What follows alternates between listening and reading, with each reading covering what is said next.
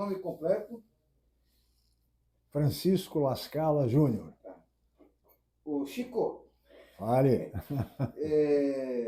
qual que é a primeira coisa que lhe vem à cabeça quando alguém fala para você? Jornal Cidade de Santos. Saudade. É a primeira coisa que me vem à cabeça, saudade. Foi um grande jornal, uma experiência fantástica. Eu tive o privilégio de trabalhar em 2 momentos na cidade. No meados da década de 70, quando comecei eu saí da Tribuna, eu comecei no jornal da Tribuna, fazia reportagem policial, e depois fui trabalhar no Cidade de Santos. Aí no geral. Aí comecei no Cidade, o editor-chefe era o Blandi, o João Sampaio era o secretário de redação, aquela turma toda, Luiz Sérgio Barreira, saudoso Luiz Sérgio Barreira, chefe de reportagem, o saudoso Sérgio Moita também, outro chefe de reportagem, e editor de política, uma turma realmente muito boa. E a escola, o jornal Cidade de Santos, Marco, sempre foi uma escola. Sempre foi uma escola. Então a molecada saía da faculdade estudando ainda, naquela época você podia, havia a figura do repórter provisionado, né? Você ia, e o Cidade era uma escola, sabe? Era uma porta aberta, quer dizer, eu acho um grupo maravilhoso. Então eu fui para lá, tive no início um pequeno período, depois eu saí para uma outra função profissional, retornei em seguida, né? E aí fiquei durante um bom tempo na cidade, aí trabalhei em diversas áreas, né? Trabalhei na área de cobrir durante um bom tempo o fórum, que era a cobertura, vamos dizer, hoje seria do judiciário, né? Naquela época era do fórum, era repórter de fórum, né? Lá no fórum, junto com o Isaltino, querido Isaltino Fernandes, e depois fui para a área política, quando o Sérgio Moita, que era o editor de política, se tornou chefe de reportagem. Aliás, um grande chefe de reportagem, aprendi demais com o Sérgio Moita, um aprendizado extraordinário, um jornalista, um profissional gabaritado.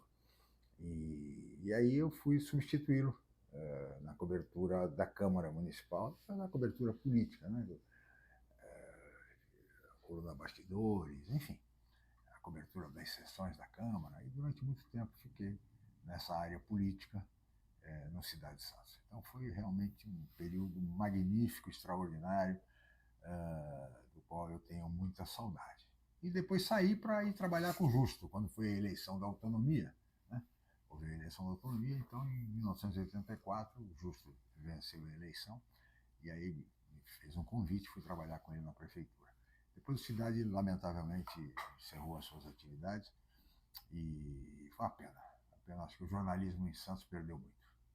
E olha, outra coisa, Marcos, se me permite, é interessante ressaltar isso. Nós, na cidade, todos os colegas que trabalharam lá, todos nós éramos funcionários da empresa Folha da Manhã, do Grupo Folha. A cidade era do Grupo Folha. Você era contratado, tinha que ir lá na Barão de Limeira, assinar o contrato, a carteira profissional. Bom. E uma coisa interessante, porque quando vinha o dissídio, o piso salarial, a negociação salarial, nós, do Cidade, ganhávamos o piso da capital, né? O que não acontecia com o pessoal da Tribuna, que fazia das 7 cidades, né? Então, o que acontecia? Vinha o piso, o dissídio, o piso e tal, elevava o piso, o nosso salário subia, e aí o pessoal ia no seu Jusfredo Santini, né? A cidade está ganhando mais do que a ele. Então, tinha esse papel também interessante para a categoria, quer dizer, todo mundo em Santos, por força dessa situação, todo mundo em Santos ganhava o piso da capital, né? Então isso era muito legal. Fale. E como é que você foi parar na cidade de Santos? Você foi convidado ou você foi lá, bateu na porta e levou currículo? Não, aconteceu o seguinte, eu trabalhava na Tribuna, como eu te disse, fazia cobertura policial, e aí houve uma necessidade de redução da equipe, e eu então saí da Tribuna. E fui procurar um colega, que havia sido professor, né? Querido colega também, o Dirceu Fernandes Lopes, que era, à época, assessor de imprensa do prefeito Antônio Manuel de Carvalho, em Santos. Prefeito nomeado Antônio Manuel de Carvalho. Eu fui procurar o Dirceu, porque foi o próprio Dirceu, diga-se, saudoso Dirceu, que também me arrumou a colocação na tribuna. Era estudante, aquele jeito dele, assim, na faculdade. Ô, garoto, vem cá, não sei o quê. Quer trabalhar na tribuna? Quer trabalhar na cidade? Ele grande, arrumava colocação para todo mundo, né? Dirceu tinha muito isso, muito generoso. E aí, bom, enfim, eu fui procurar a prefeitura. Falei, professor, estou saindo da tribuna. Peraí, pegou o telefone, na hora, aquele jeito dele assim, né? Todo agitado, tá irrequieto. E ligou para o Sérgio Moita, que era o chefe de reportagem. Oi, olha, um cara aqui, não sei o quê, vou mandar ele, vai lá, vai lá na cidade, tudo assim rapidinho, né? Eu fui lá, era uma sexta-feira, rapaz. Aí chego lá fui lá na cidade, né? Subi lá na cidade, procurei o Sérgio Moita. Ele falou, você que o Dirceu ligou, fala um pouco aí de você. Eu falei, tá sim, minha experiência é essa. Tá bom. Segunda-feira vem aí. Aí na segunda-feira cheguei lá, aí me apresentou para o Bland, né? E o João Sampaio, o pessoal da secretaria do jornal. E já na segunda-feira já comecei. Comecei na reportagem geral, tá? E para mim era muito melhor, porque também reportagem policial, depois de um certo tempo, você já começa, quando você se pega, falando assim, o elemento, saiu desabalado da carreira, aquelas coisas, né, no noticiário da época, do linguajar policial. Eu também já estava meio cansado daquilo, foi até bom. Fui para o geral e aí a carreira se desenvolveu. Então, foi assim que eu comecei lá na cidade, dessa maneira. E foi um período eu fiquei muito bem, de felicidade. Porque a cidade além de ser uma escola, era um ambiente, rapaz, uma turma ótima. Olha, eu me lembro muita saudade. Essa é a minha próxima pergunta. Você conhece Chico? Queria que você me falasse um pouquinho como era o clima da redação, né? Muita gente me relatou que assim, era muito barulho, telefone tocando, as pessoas conversando, aquele barulho de máquina de escrever. Como é que é? Como é que é a sua recordação dessa época? Exatamente isso, era esse ambiente mesmo. Um ambiente de barulho, como tem que ser uma redação. Né? Depois nós fomos trabalhar, quando os computadores vieram, a redação, aí já da tribuna, né? Parecia uma UTI, aquele silêncio, sabe? Frio, gélido. Não, lá era calor, os ventiladores não funcionavam direito. Então, mas a cidade tinha esse clima, essa união, essa unidade, um grupo de amigos, entendeu? O ambiente era o melhor possível. Né? É um prédio antigo, velho, com as suas limitações, evidente, mas era realmente um clima maravilhoso. Eu digo a você que ali você aprendia todos os dias, né? Com todo mundo.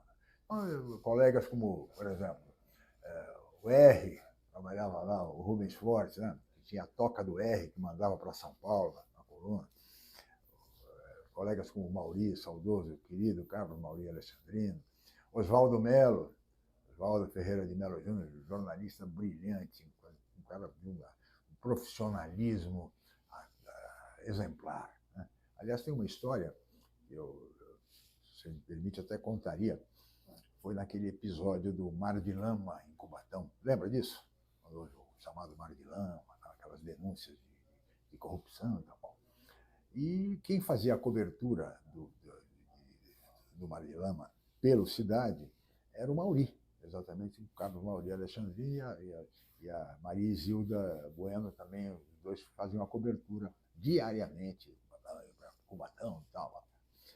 E nesse período, houve um momento em que o então chefe de reportagem, que era o Luiz Sérgio Barreira, saudoso Serginho Barreira, saiu de férias e me pediu que ficasse no lugar dele na chefia, na pauta de manhã. Eu não gostava muito, mas de qualquer maneira fiquei para colaborar e fiquei naquele período trabalhando de manhã na pauta, na organização ali da redação. E quando dava 10 horas da manhã, todo mundo saía para tomar um café. E o Oswaldinho trabalhava de manhã ali no jornal. Muito bem. Aí, nesse dia, vamos tomar um café, tá indo lá no Café Paulista, ali do lado, o Café Paulista era o local que todos os jornalistas da cidade se reuniam, né? Então, tomar café de manhã e tomar cerveja à noite, tá? Aquela coisa. Aí vamos tomar um café, eu e o Oswaldinho e tal. e pleno Mar de Lama, disse, para um carro, ali na porta do Café Paulista, um carro assim, oficial, preto e tal, e desce o prefeito Campos de Cubatão, Carlos Frederico Soares Campos. Desce do carro e vem ali. Ele me conhecia, veio falar comigo, oh, como vai, não sei o que, mas tá, prefeito não é. É pleno Mar de Lama, ele continuava prefeito. Aí ele encostou ali, eu tomar um café, tô eu, ele e o Oswaldinho, né? Tomando café. Aí ele começou a falar. A situação, você veja, não sei o quê, fazendo considerações críticas aos vereadores que denunciavam. Tal. Terminou o café, meia hora depois foi embora, não sei o quê. Eu e o Oswaldinho fomos para a redação, né? Eu fui lá para a chefia, para passar tudo isso para o Mauri. O Mauri estava. Aí daqui a pouco, passa uma meia hora mais ou menos, vem o Oswaldinho e me entrega assim, umas 5 laudas. Ele não dizia nada, né? Entregou assim, 5 laudas. Era exatamente 5 laudas, um texto primoroso que ele tinha, ele tem até hoje, né? A respeito dessa conversa ali no balcão do café. Né? Então veja o nível de profissionalismo, de excelência profissional desse repórter extraordinário que era Oswaldo Melo. Então ele entregou a matéria, depois a matéria foi para o Mauri Vice, que ele dava continuidade à tarde, né? Uma espécie de um desabafo assim do Campos e tal, ali, né? Diante daquela situação que ele estava vivenciando e tal. Mas isso eu acho que ilustra bem o profissionalismo, sem dizer nada, sem dizer, olha, eu vou fazer uma matéria, absolutamente, foi para lá. Tá? Além das matérias que ele já tinha sido pautado para fazer, então, foi lá, tá aqui. Então, esse era o espírito do Cidade, sabe? Do coleguismo, do companheirismo, de todo mundo trabalhando junto, sabe? Acho que isso é o que fica de lembrança e de muita saudade. O Chico, o Cidade, ele é um jornal muito combativo, né? Muito. Atrás de denúncias, de ouvir a população nas reclamações. É verdade. Queria que você falasse um pouquinho sobre isso aí e quais os principais episódios que você lembra dessa época. Bom, o Cidade era um jornal popular. Aquela imagem, por exemplo, de todo trabalhador portuário com o jornal dobrado, né, no sentido assim, horizontal, e colocado no bolso de trás da calça de rancheira, né, da calça de brim, do trabalhador portuário, do trabalhador de modo geral. Essa imagem era a Cidade de Santos, era um jornal do povo, um jornal popular, e que ouvia o povo o tempo inteiro e tal. E muito combativo, né? Eu te digo, Marco, que eu acho que uma coisa marcante, pelo menos para mim, foi a luta do Cidade pela autonomia de Santos. A autonomia política de Santos, o Cidade teve um papel preponderante. Cidade, olha, durante muito tempo, durante anos, nós falávamos, escrevíamos sobre a autonomia. Né? Especialmente a partir do momento que o almirante Júlio de Sabie-Rembá, que havia sido capitão dos portos na época do golpe em Santos, ele era ministro do STM, Superior Tribunal Militar, naquela época. E o Blandi, que era o editor-chefe do jornal, o jornalista José Alberto Moraes Alves Blandi, o Blandi conseguiu uma entrevista com o almirante Bierrembá. E perguntou a ele sobre a autonomia. E o almirante Bierrembá, em linhas gerais, disse, olha, já está na hora de acabar com isso, o Santos tem que ter a sua autonomia devolvida. Uma coisa assim que o almirante falou. E aquilo virou manchete do jornal, claro. E a partir daí, então, houve uma determinação, nós fomos ouvir a cidade inteira, sindicalistas, políticos, vereadores, empresários, olha, o pessoal do MDB, o pessoal da Arena, a respeito da declaração do ministro Bierrembá. Eu fui até designado para boa parte dessas pautas. Então, diariamente fazíamos matéria, Marco, a respeito de autonomia. E isso gerou, inclusive, depois uma outra matéria feita pelo Mauri, pelo saudoso Mauri, a respeito de quantas vezes o jornal Cidade de Santos tinha falado a escrita a palavra autonomia no título. Então, era uma coisa, uma loucura, né? Uma campanha mesmo para valer. E era só o Cidade. A tribuna entrou nisso muito depois da questão da autonomia, né?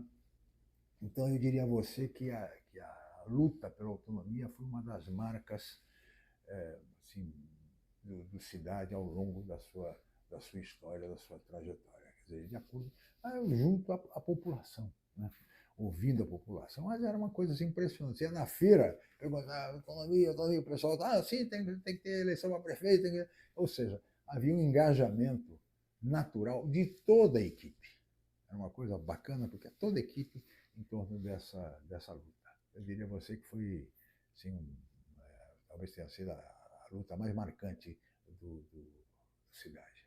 Ô Chico, eu queria falar com você sobre a origem do jornal Cidade de Santos, que existem várias versões sobre a motivação que levou à criação do jornal Grupo Folha da Manhã aqui em Santos, né?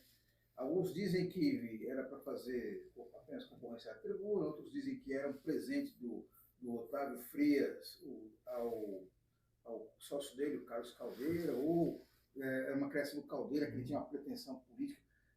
No seu entendimento, na sua avaliação, na sua percepção, por que o Cidade de Santos foi criado em Santos? Eu acho que era um desejo do Caldeira. Eu acho que o Caldeira era um santista, né? Sócio de um dos maiores grupos editoriais do país, quer dizer, do Grupo Folha, né? Da empresa Folha da Manhã, e ele não tinha, acho que no fundo gostaria de ter um jornal, tinha a Tribuna, que era o jornal da cidade, né? O jornal secular e tal. Eu acho que a Cidade, até onde eu sei, meramente é uma impressão que eu tenho, não tenho elementos para te responder precisamente essa questão. Mas acho que é um desejo do seu Caldeira. Aliás, há um aspecto que acho que isso tem que ser dito. Foi o período em que o seu Caldeira foi prefeito de Santos. Porque ele foi prefeito por 6 meses. Né? E prefeito nomeado. Veja, a contradição. Quer dizer, o jornal lutando pela autonomia, né? E, de repente, o dono do jornal vem ser prefeito nomeado em Santos. Então, foi um período em que o jornal falava o tempo todo em autonomia, eleição de prefeito, etc. Referia-se ao nomeado como ocupante do paço municipal, delegado da Revolução, alcaide nomeado, burgomestre nomeado, era assim, não é prefeito, né? Dessa maneira. Depois, de repente, logo após a sucessão, na sucessão do Antônio Manuel de Carvalho, né? Porque os prefeitos nomearam o Bandeira Brasil, depois o Antônio Manuel de Carvalho, e aí vem o Caldeira. O Caldeira sucedeu ao Antônio Manuel de Carvalho e ficou 6 meses. Aí, nesse momento, houve uma mudança de linha do jornal. Entendeu? O jornal deixou de usar o termo alcaide, deixou de usar o termo burgomestre, deixou de usar o termo delegado da Revolução, ocupante do paço municipal, para prefeito Carlos Caldeira Filho, prefeito, sabe? Então, passou a ser menos crítico à prefeitura. Né? Sem dúvida, a prefeitura, né? É aquela coisa. E você imagina o pessoal, os repórteres, né?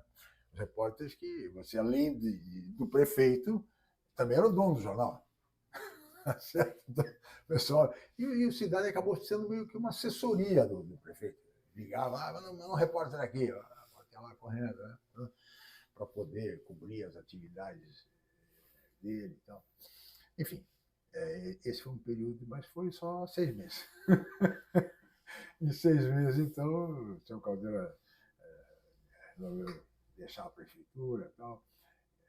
Até a passagem que ele chamou o presidente da Câmara, o vereador Washington Mimi de Giovanni, o doutor Mimi, era o presidente da Câmara, vereador, um médico de Santos muito conhecido e tal. Então, o prefeito Caldeira teria ligado para o Mimi e falou assim: Mimi, vem para cá, vem aqui. O Mimi chegou na sala dele, levantou e falou: senta aqui na cadeira e para mim que eu vou me embora. Passou a mão na santa lá, Nossa Senhora do Monte Serra, entrou no carro dele, que era um carro conversível, daqueles, um Lincoln Continental, né? E foi embora para São Paulo. E largou a prefeitura na mão do Mimi, que ficou 2 ou 3 dias, até que O outro sucessor, o prefeito Paulo Gomes Barbosa, pai do Paulo Alexandre, assumiu a prefeitura e ficou o último dos prefeitos nomeados.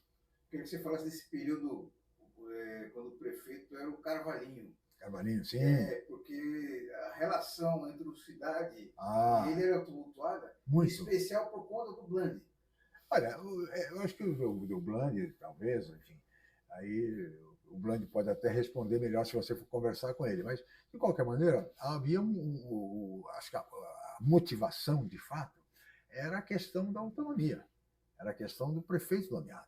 Né? Nós tínhamos tido uma experiência antes com o general Bandeira Brasil, aquelas coisas do filho dele, que era o secretário de turismo, e queria pintar de verde a Avenida da Praia para dar um efeito assim, visual, ambiental adequado para a orla da praia, queria botar a baleia no aquário. Enfim, essas histórias todas, né? O termo cunhado mordomia, porque naquela época o aluguel do interventor era pago pela prefeitura.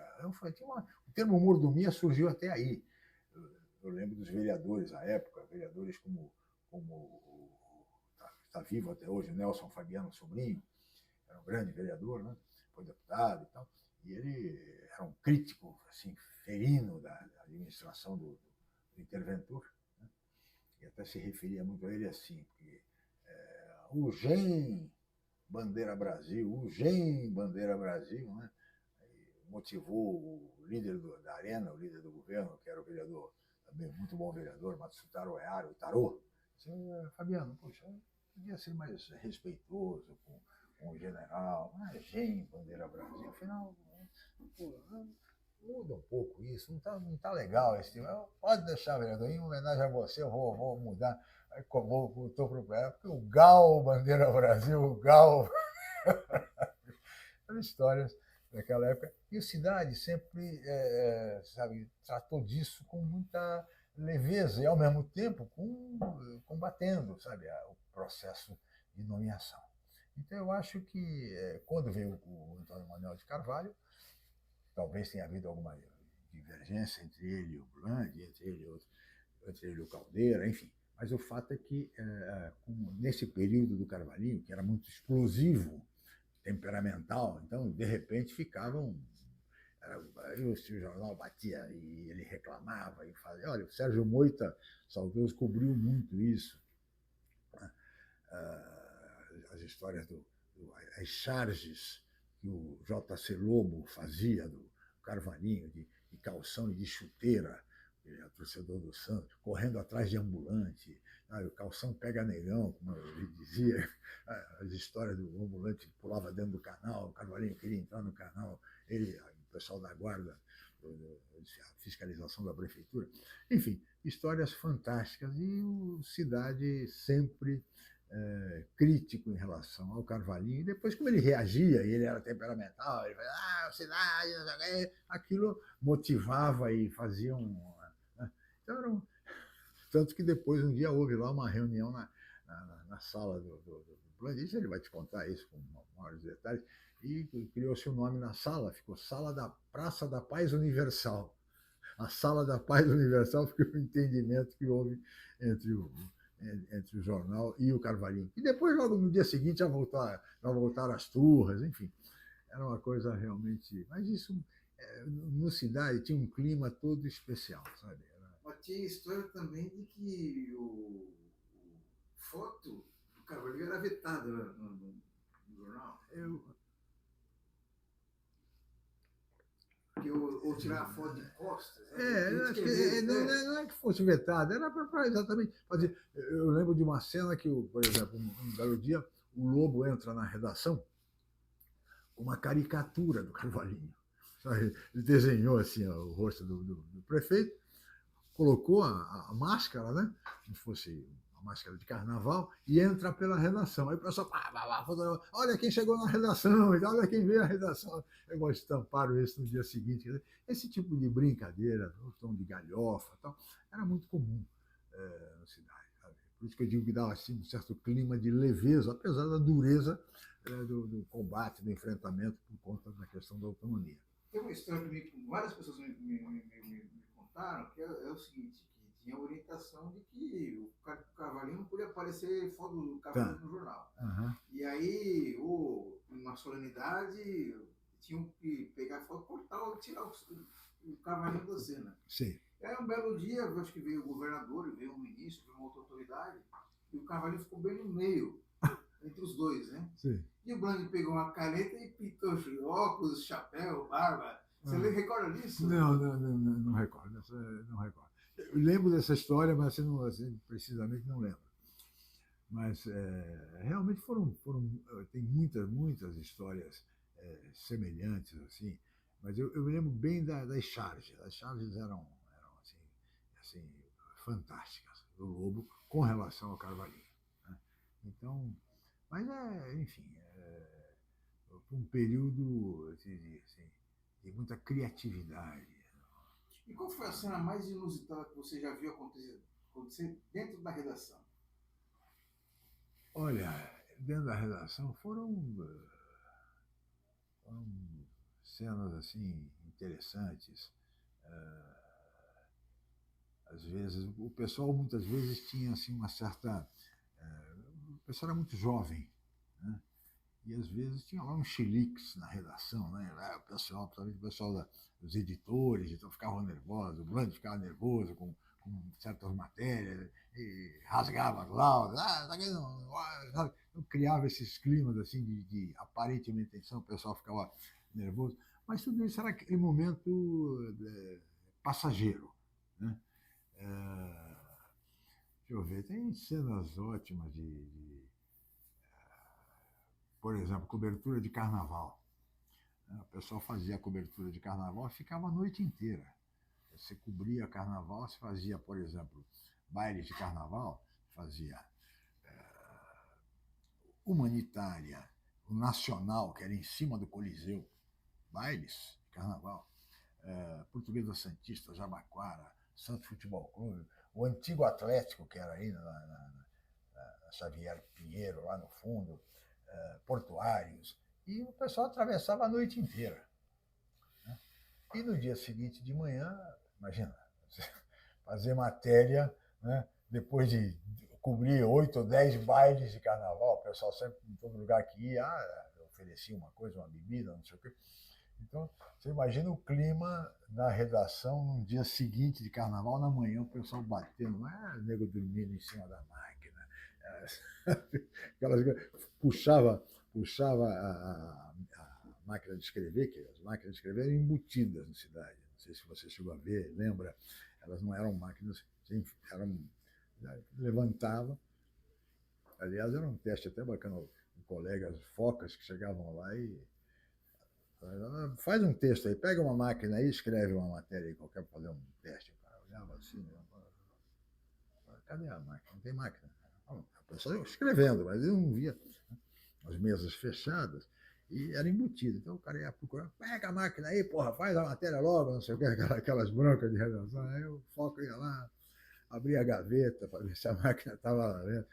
Não estava, até algum com piedade, não, eu falei, levanta aí a coisa que a máquina aparece. Então, vários colegas que passaram por essa situação, por esse trote, né?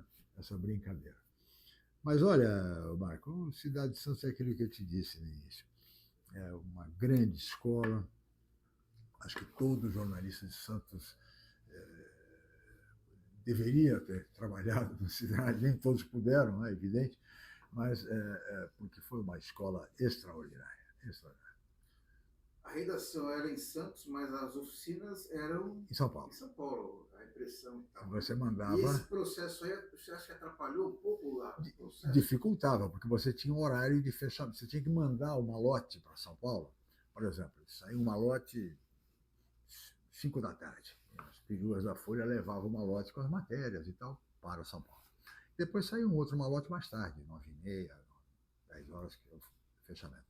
Mas que situações, por exemplo, eu, durante o período que fui repórter na Câmara de Santos, naquela época as sessões eram à noite. Então nós tínhamos sessões regimentais da Câmara, às segundas e quintas-feiras. E lá, naquela época, era assim, começava, Marco, às 8 da noite, 20 horas começava a sessão.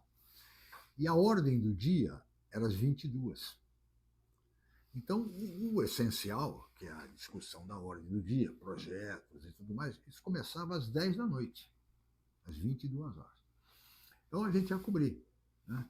No caso da tribuna, o pessoal ficava até a hora. No nosso caso, eu, por exemplo, tinha lá uma ordem para sair no máximo 10h30, 11 horas, né, para voltar para o jornal.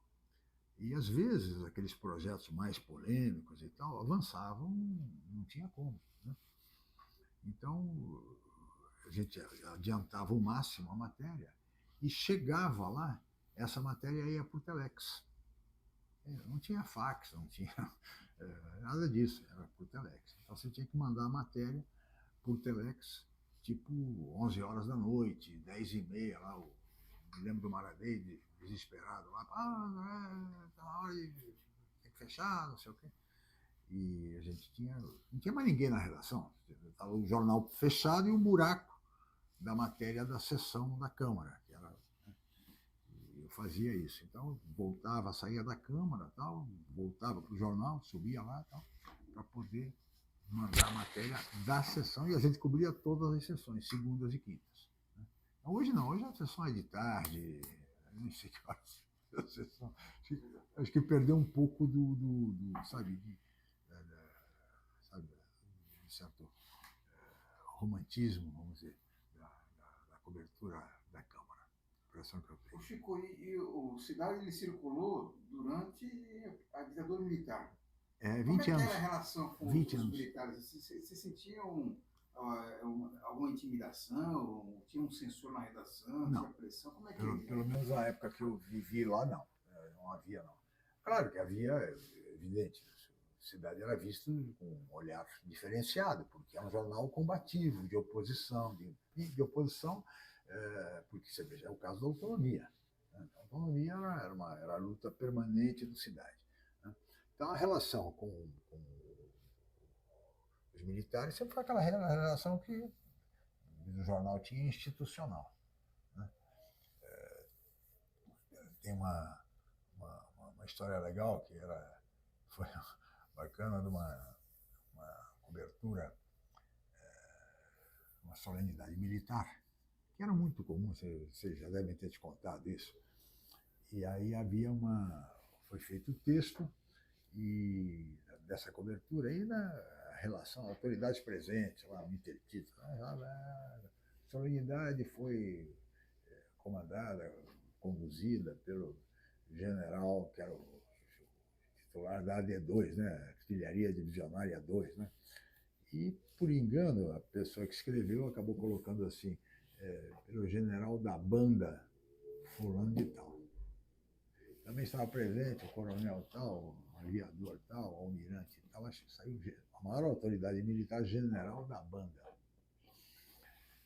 Possivelmente a pessoa lembrou daquele samba, né, no carnaval, chegou o general da banda, e o general da banda.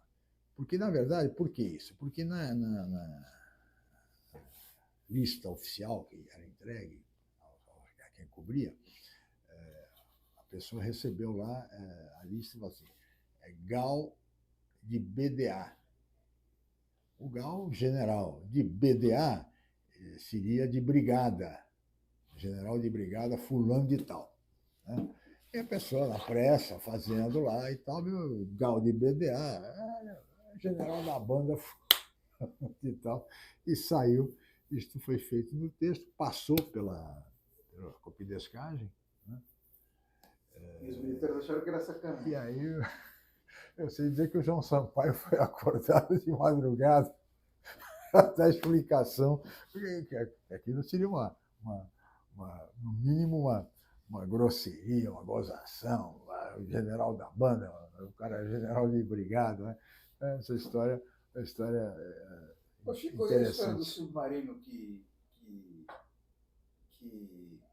encalhou, você sabe essa história ou não? Não sei, dessa aí não sei. Tem uma história de que chegou na redação a informação de que tinha encalhado um submarino em Bertioga. Bertioga. E aí veio o repórter ir lá e conferir e tal, ele ligou para alguém qualquer lá, da Bertioga, falou, tem um negócio aqui estranho aqui.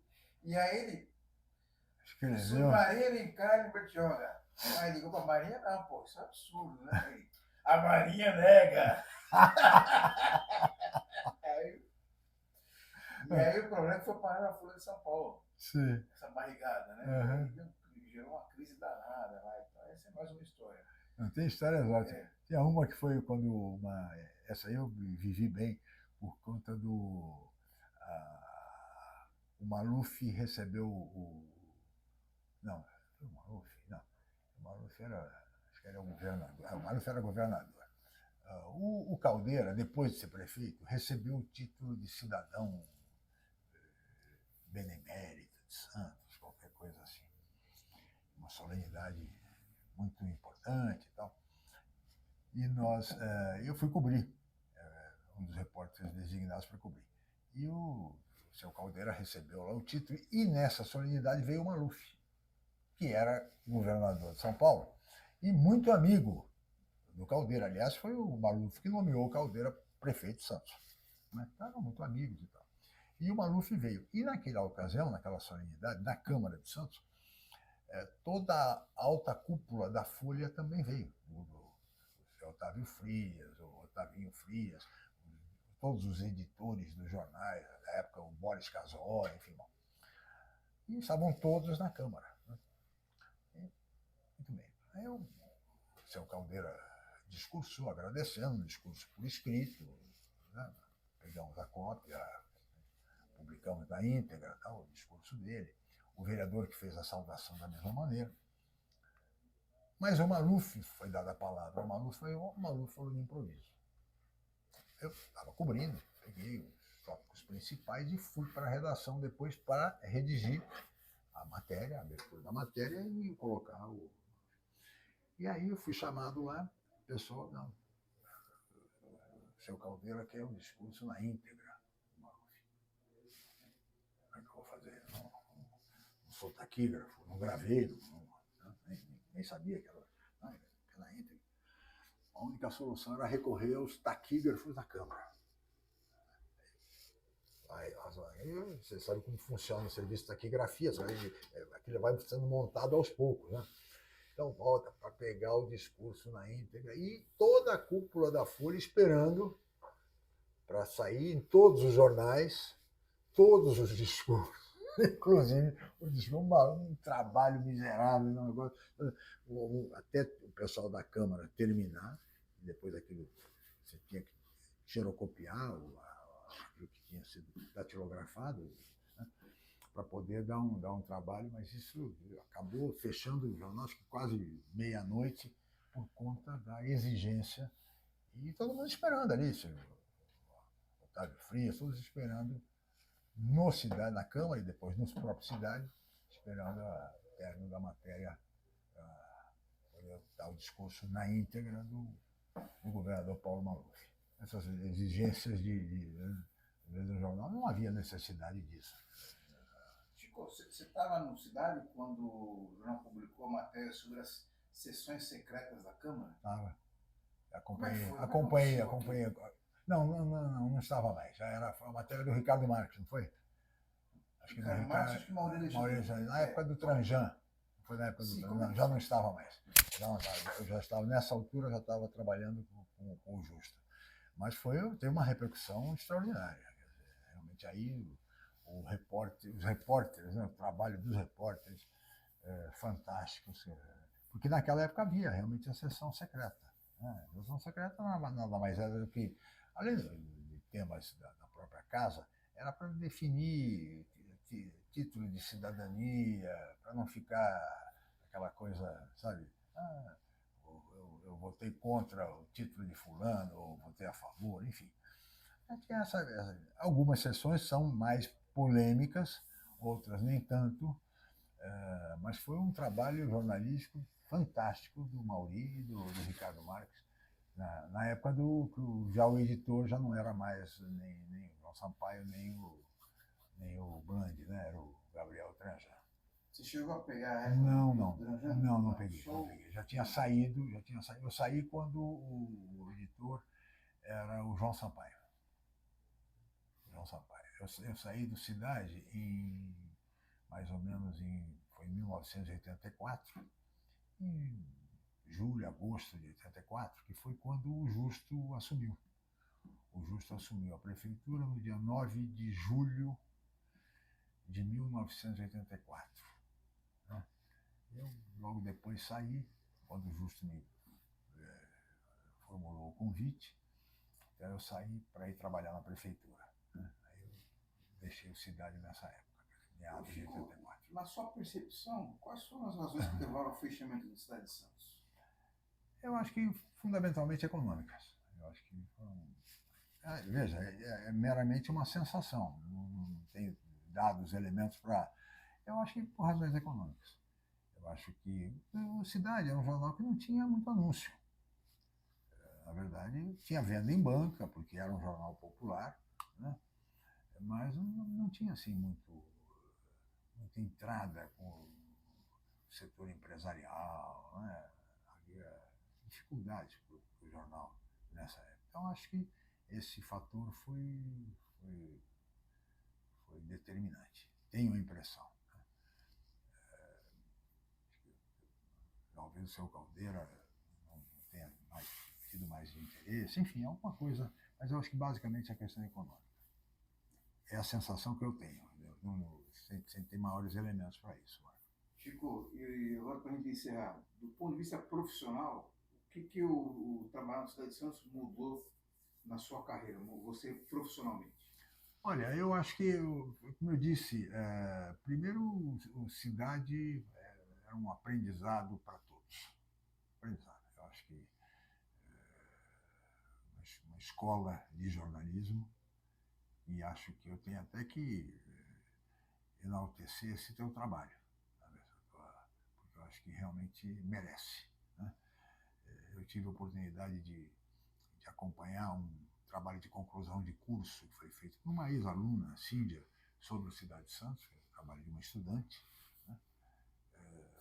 Que tentou, de alguma maneira, resgatar a importância da cidade. Então, acho que, em primeiro lugar, colocar isso para você, acho que vale, neste final, destacar esse trabalho seu, talvez um documentário, mas se não um livro impresso contando a história, sem dúvida, da maior importância. Né? E acho que não foi só para mim, não, acho que para todos. Né? Como eu disse a você, eu comecei na tribuna e fui para o Cidade de Santos, na contramão da maioria. A maioria começava no Cidade e era puxado para a tribuna. Né? Por força dessa imagem de uma redação, um jornal escola. Né? Agora já pode ir para a tribuna. Né?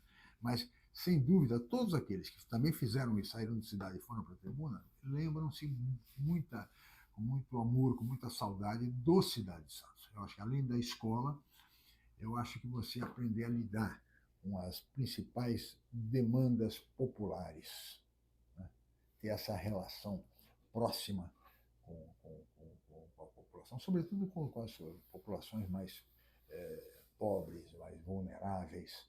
Né? O Cidade era uma escola tão assim, magnífica, Marco, que eu vou te dar para encerrar, te colocar uma situação que era muito comum nos finais de semana. Nós tínhamos sábado e domingo, o pessoal ia trabalhar de manhã, né?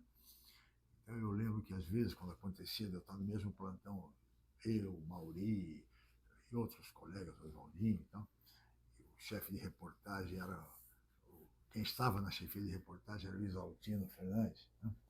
O Isaltino é uma figura também maravilhosa. O Isaltino chegava lá de manhã assim, cedo, né? Todo mundo com muito sono. Sexta-feira à noite. Aí o pessoal está ali.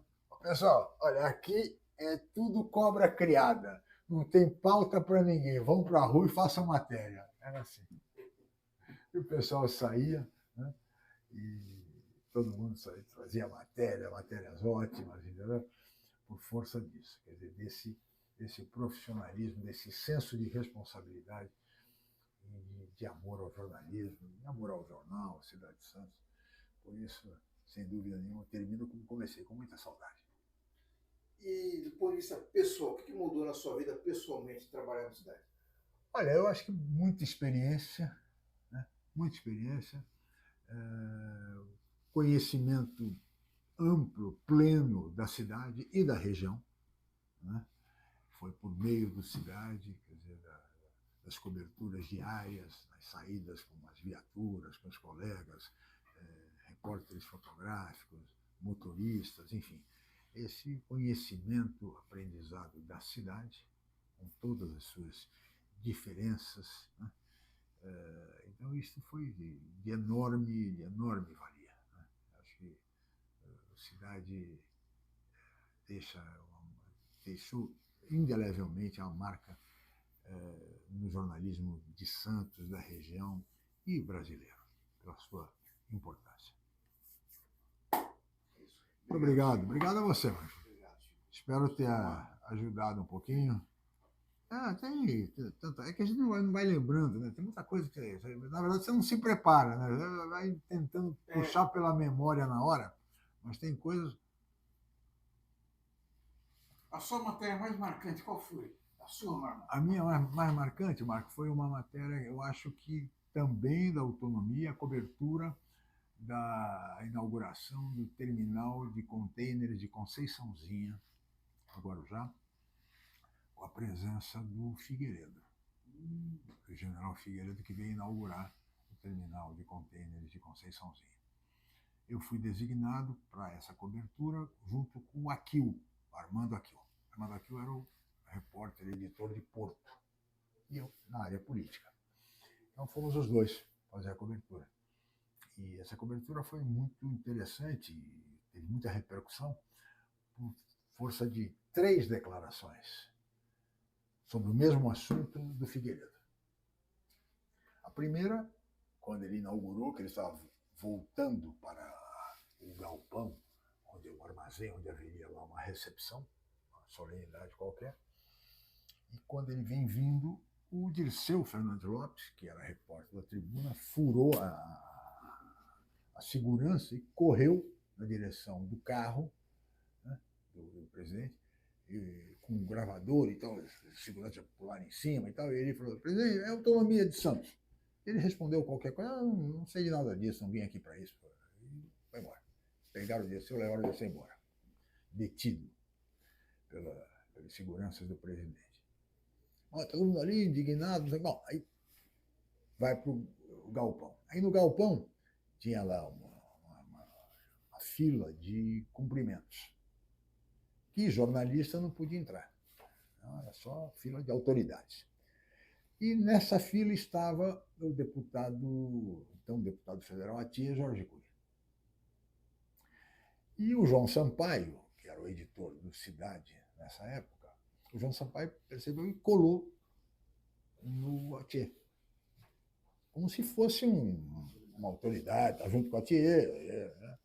O João Sampaio me chamou, falou assim: fica aqui do meu lado que eu vou perguntar para ele sobre autonomia. Isso eu registro aí o que ele disser. Já tinha aquela primeira declaração do Dirceu: não vim aqui para isso. Quando chegou a vez do Atier cumprimentar o Figueiredo, o Atier cumprimentou, apresentou o João Sampaio, a nossa Cidade de Santos e tal. O Figueiredo cumprimentou e falou: presidente, é a autonomia de Santos. Não tem nada por enquanto. E fila andou. 2 declarações. Aí aquela coisa toda, acabou a fila de cumprimento, aquele bando lá de puxa-saco cumprimentando. Aí ele sai e vai indo embora na direção de sair do galpão. Aí daqui a pouco o Luiz Fonseca, que trabalhava no Jornal do Brasil nessa época, no meio daquela confusão, jornalista, não sei o quê, o Luiz fala: presidente, a autonomia de Santos. Aí o Figueiredo, imaginei eu ter pensado: todo lugar que eu vou só me perguntam disso. Aí parou assim, olhou: cadê aquele aquele carequinha, aquele baixinho que estava lá, que me perguntou, onde é que ele está? Porra, levaram ele preso, presidente, manda buscar. Ele mandou o Dirceu. Os caras saíram correndo, trouxeram de novo o Dirceu, todos esbaforidos. Onde é que vão me levar agora? Mas era um Figueiredo. Olha aqui, autonomia de Santos. É a grande notícia que eu trago para Santos. Santos terá autonomia. E virou as costas e foi embora. Porra, aquilo então foi um negócio. Caramba, meu. Na mesma solenidade, 3 declarações completamente diferentes. Uma não queria saber, outra não. E a terceira, esse cara deve ter pensado, esse troço aqui é importante, não é possível. Então, todo mundo me pergunta aí. E a partir daí criou-se uma euforia de que Santos. Mas isso demorou muito tempo depois, entendeu? Nem foi o Figueiredo. Quer dizer, a autonomia acabou sendo restabelecida no decreto assinado pelo Aureliano Chaves, que era o vice-presidente do Figueiredo quando ele se afastou para tratar do problema do coração. Né? Então, portanto, mas foi a matéria assim, que teve a maior repercussão, sem dúvida, foi essa, por conta de que a autonomia seria devolvida. Até o Esmeraldo Tarquínio comentou e tal, até que enfim, não sei o quê. Mas isso deve ter sido em 1900 talvez 81. Chico, até por essa combatividade do Cidade de Santos, né, de punhar essas bandeiras, ele fez falta para a cidade. Dá para medir o tamanho da falta? E faz falta até hoje. Faz falta. É claro que hoje é uma nova realidade, quer dizer, a tecnologia, as redes sociais, é evidente. Mas eu acho que o Cidade fez muita falta, faz muita falta, ainda mais. Eu sou um apaixonado pelo jornalismo impresso, embora faça hoje jornalismo vídeo, YouTube, enfim, redes sociais, televisão. Eu sempre gostei muito de jornalismo impresso. Leciono até hoje jornalismo impresso. Né? Embora não haja nem tanto espaço hoje, né, Marco? Mas eu acho que o Cidade faz falta para formar opinião. Sabe? Não é apenas informar, é você poder pegar um jornal, ler com atenção, sabe? Guardar, recortar, pesquisar, tá certo? Eu acho que jornal é memória, jornal é história. Tá? Nós não podemos prescindir disso. E, principalmente, prescindir, como tem acontecido hoje em dia, Marco, da qualidade. Não há apuração hoje devida. Cidade sempre teve apuração, sempre. Sabe? Nunca houve nada irresponsável, muito pelo contrário, era um jornalismo sério, de qualidade, com informação, procurando formar opinião, fazendo coisas. Um pequeno exemplo, vou te contar aqui rapidamente. Na eleição de 1984, a eleição da autonomia em Santos, que foi uma eleição extemporânea, era única no Brasil, naquela época, uma eleição no dia 3 de junho de 1984. Não tinha televisão, não tinha nada disso. Então, havia o Instituto da Sublegenda, o MDB com 3 candidatos, o PT com 3 candidatos, o PDT com 3 candidatos, o PDS com 2 candidatos, tinha 11 candidatos a prefeito. E havia aquelas pesquisas todas e tal. E o Cidade, no seu estilo, também fazia pesquisa, mas fazia pesquisa com os repórteres. Então nós saímos para a rua e se você fosse fazer uma matéria na feira, por exemplo, que era comum naquela época, você perguntava para os feirantes, perguntava para o consumidor, olha, vai votar em quem? E registrava, ia registrando, ia registrando. Cada repórter tinha lá uma mini pesquisa. E um belo dia o Cidade resolveu juntar tudo isso e publicar. E publicou uma pesquisa que dava o justo na frente, quando todas as pesquisas regulares davam lá na frente. O justo. Né? Isso, nós, como repórteres, percebíamos isso. Né? Pelo seguinte, você saía na rua, eu saí muitas vezes, fim de semana e tal, ia fazer matéria de geral, perguntava, fazia. Né? E você ouvia o quê? Pessoas dizendo assim: o Lara vai ganhar, mas eu vou votar no Justo. Ou, outra coisa, né? Olha, eu vou votar no Justo, mas o Lara vai ganhar, né? Ou seja, essa era Quando você começa, sabe, o pessoal começou a sentir muito isso, falou assim, a eleição já foi. Ou seja, o justo já ganhou a eleição. Vai votar, mesmo sabendo que vai perder, quer dizer, pô. Então, são coisas assim, quer dizer, que a cidade nos deixa como de legado, sabe? Jornalismo de bom nível. Isso aí. Tá bom, meu caro? Obrigado, Chico. Não por isso, meu querido.